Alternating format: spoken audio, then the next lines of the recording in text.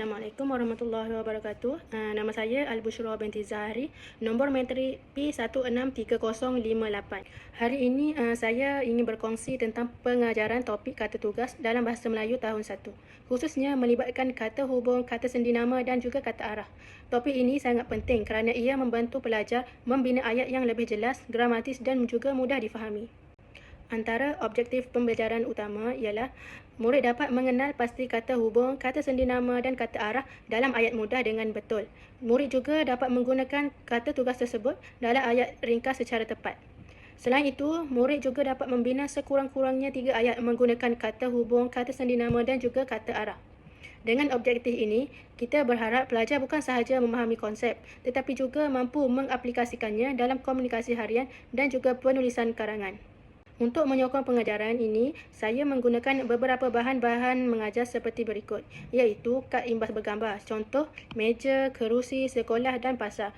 Selain itu, saya juga menggunakan carta ayat mudah, lembaran kerja dan juga lagu ringkas seperti lagu arah atas, bawah, depan, belakang. Selain itu, saya menggunakan papan putih atau juga LCD. Bahan ini dipilih kerana ia membantu menjadikan pengajaran lebih interaktif, menyeronokkan dan mudah difahami oleh pelajar.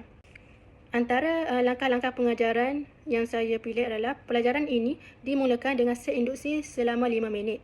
Guru menunjukkan gambar murid bermain bola dan bertanya, Ali bermain bola, Abu. Jawapan yang sesuai ialah dan. Di sini murid diperkenalkan bahawa perkataan seperti dan dipanggil kata tugas.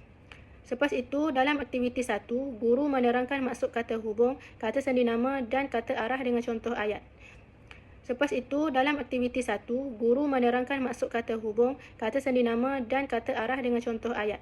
Murid diminta menyebut contoh lain secara lisan untuk mengukuhkan pemahaman. Kemudian, aktiviti 2 membentuk latihan bergambar.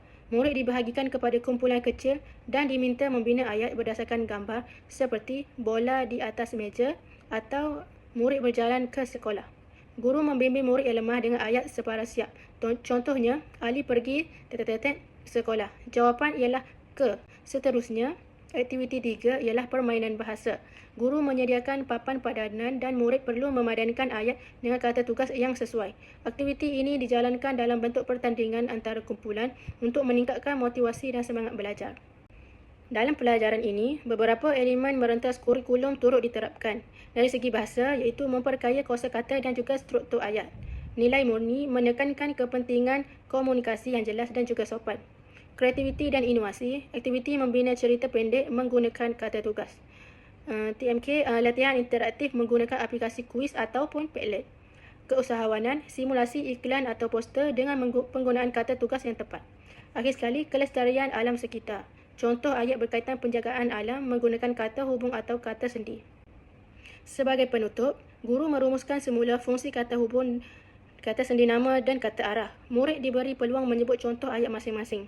Guru menekankan bahawa penguasaan kata tugas amat penting kerana ia menjadikan ayat lebih jelas, membantu pelajar menulis karangan dengan lebih teratur serta berkomunikasi dengan berkesan.